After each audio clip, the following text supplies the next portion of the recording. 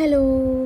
ഇന്നത്തെ വൈകുന്നേരം എല്ലാവരും ബിസി ആയിരുന്നു. വേറൊന്നും കണ്ടല്ല, നല്ലൊരു ചാറ്റൽ മഴ ഉണ്ടായിരുന്നു ഇന്ന്. ചാറ്റൽ മഴ വരുമ്പോൾ ഒരു പ്രത്യേകത എന്ന് പറഞ്ഞാൽ ആദ്യത്തെ മഴയാണ് ലഭിക്കുന്നത്.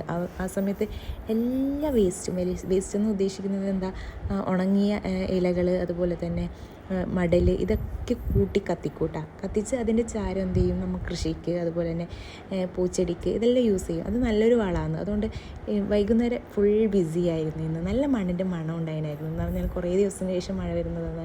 അതുകൊണ്ട് നല്ല മണ്ണിൻ്റെ മണം ഉണ്ടായിരുന്നു. ഇതൊക്കെ എൻജോയ് ചെയ്യാൻ നല്ല രസമാട്ടോ.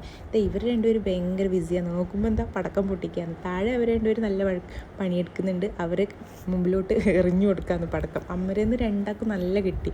അത് ഞാൻ വീഡിയോ എടുക്കുന്നതുകൊണ്ട് എന്നെ ഒന്നും പറഞ്ഞിട്ടാ. അവർക്ക് രണ്ടുപേർക്ക് നല്ല രീതിക്ക് കിട്ടിയിട്ടാ. മഴ പോയതിന് ശേഷം ആകാശം നല്ല തെളിഞ്ഞു വന്നതുകൊണ്ട് ആകാശത്ത് നമുക്ക് മഴവില്ല് നല്ല രീതിക്ക് കാണാൻ പറ്റുന്നുണ്ട്. വീഡിയോസിനേക്കാളും നല്ല രീതിക്ക് മഴവില്ല് കാണാൻ പറ്റി കേട്ടോ. ഈ വീട്ടിൽ ഇതൊക്കെ ആദ്യമായിട്ടായിരിക്കും കാണുന്നത്. മഴവില്ലൊക്കെ ആദ്യമായിട്ടാണ് കാണുന്നത്. ഇന്ന് കണ്ടു, അതൊന്നും എനിക്ക് അറിഞ്ഞൂടാ. എന്തായാലും ഇവനിതാ പോയി കരിമ്പൊക്കെ കൊത്തിയെടുത്ത് വന്നു കേട്ടോ. ഞങ്ങൾ കരിമ്പ് തിന്നു.